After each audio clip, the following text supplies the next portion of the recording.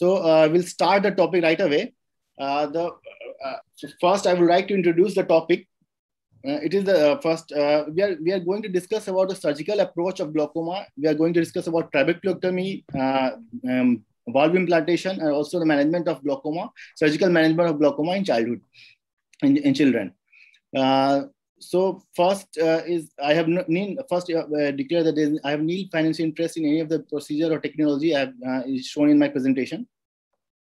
Now, decision for taking a surgical decision whether patient needs a surgery or not should be considered on the basis of risk-benefit ratio of the patient. We have to consider whether the risk of doing surgery is more or less than risk of not doing surgery. If the risk of doing surgery is more, we should avoid any surgical procedure. Although sometimes a lower IOP is generally considered to be beneficial to the patient, there is a risk of vision loss after surgery. So risk of surgery must outweigh the risk of vision loss without surgery. So we have to evaluate and also take in consideration the role of IOP in taking decision for surgery. IOP reduction, even if IOP sometimes IOP measurements become normal in office visits, the patient may be suffering from normal tension glaucoma, may require surgery. So IOP measurement should be done at several occasions before deciding whether the patients need a glaucoma surgery or not. When IOP is markedly elevated, then a single measurement of IOP is sufficient to decide. When IOP is borderline and there are field changes, there are changes, then we have to do a follow-up before deciding the patient. If there is advanced damage and damage threatening central vision and patient is significantly lower IOP than early disease, then we must consider surgical intervention for those patients. Very important is to see whether the glaucoma is progressing or not. If the glaucoma is progressing and it is well documented on field examination, we have to consider surgery for the patient, and we have to aim to stop the progression of the disease.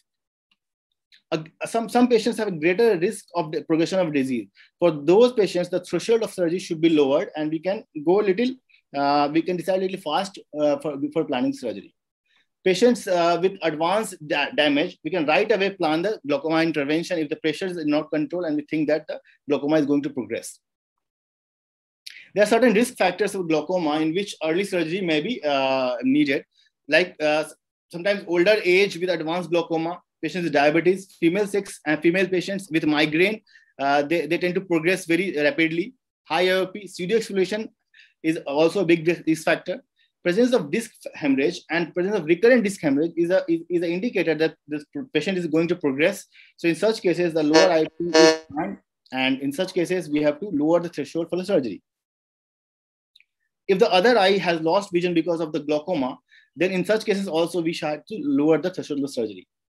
And if there is family history of blindness because of glaucoma, that is not that necessarily doesn't is an absolute indication for doing early surgery. But then we have to follow those patients very carefully and plan surgery whenever we feel that the patient is going to have a difficult vision.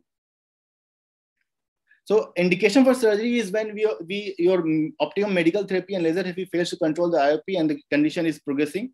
If the patient is not able to comply with the therapy, it's difficult to follow the patients, and if patient cannot afford a medical treatment, that can also be indication of performing a surgery.